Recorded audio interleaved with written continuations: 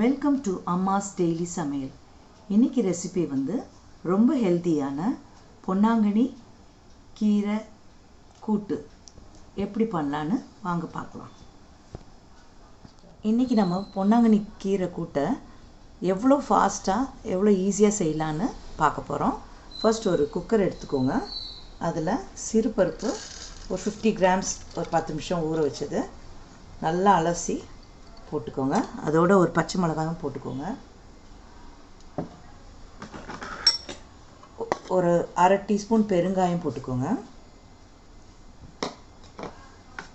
ஒரு 10 பல்லு பூண்டும் ஒரு துண்டு புளி போட்டுக்கோங்க. புளியை அது உள்ளே இருக்க சீடு இல்லாமல் சின்ன பிச்சு ஒரு சின்ன துண்டு புளியை போட்டுக்கோங்க. ஒரு சின்ன தக்காளி பொடியாக அரிஞ்சது போட்டுக்கோங்க. மஞ்சத்தூள் ஒரு 1/2 டீஸ்பூன் போட்டுக்கோங்க. சாம்பார் பொடி ஒரு டீஸ்பூன் போட்டுக்கோங்க. நல்லா அலசி பொடியாக அரிஞ்ச பொன்னாங்கண்ணி கீரை அதை இதோட ஆட் பண்ணிக்கோங்க. தனியாக பருப்பை வேக வச்சுட்டு அப்புறம் கீரை போட்டு வேக வைக்கலாம். இப்படி டைரெக்டாக போட்டாலும் நம்ம ஒரு 3 விசில் வச்சா நல்லா வெந்துடும். இப்போ இந்த டிஷ்ஷுக்கு தேவையான அளவு சால்ட் போட்டுக்கலாம்.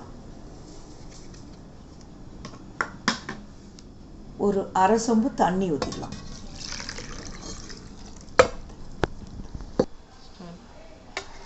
இப்போ எல்லாத்தையும் நல்லா மிக்ஸ் பண்ணி விட்டுக்கோங்க.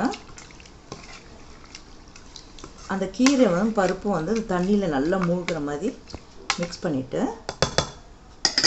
ஒரு டீஸ்பூன் நல்லெண்ணெய் அது மேலே அப்படியே விட்டுருங்க. அப்போ தான் நமக்கு அந்த விசில் வரும்போது அந்த பருப்பு வெளியே பொங்கி வராது. ஸோ இதை வந்து நம்ம நல்லா மூடி ஒரு 3 விசில்ஸ் வர வரைக்கும் வச்சிடலாம்.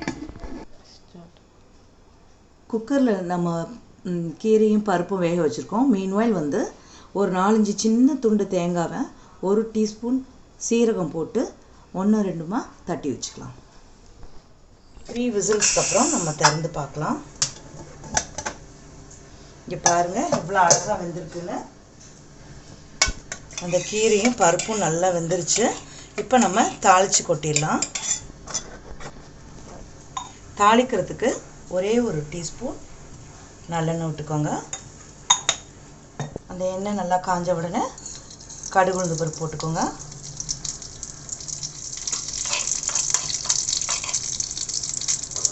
ஒரே ஒரு பெரிய வெங்காயம் நம்ம பொடியாக அரிஞ்சு வச்சுருக்கிறோம்.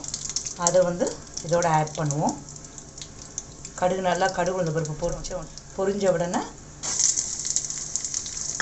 ஒரு காஞ்ச மிளகாவும் ஒரு வெங்காயமும் நல்லா அதை வதக்கிடுங்க. இதை அந்த வேக வச்ச பருப்போடு நம்ம ஆட் பண்ணணும்.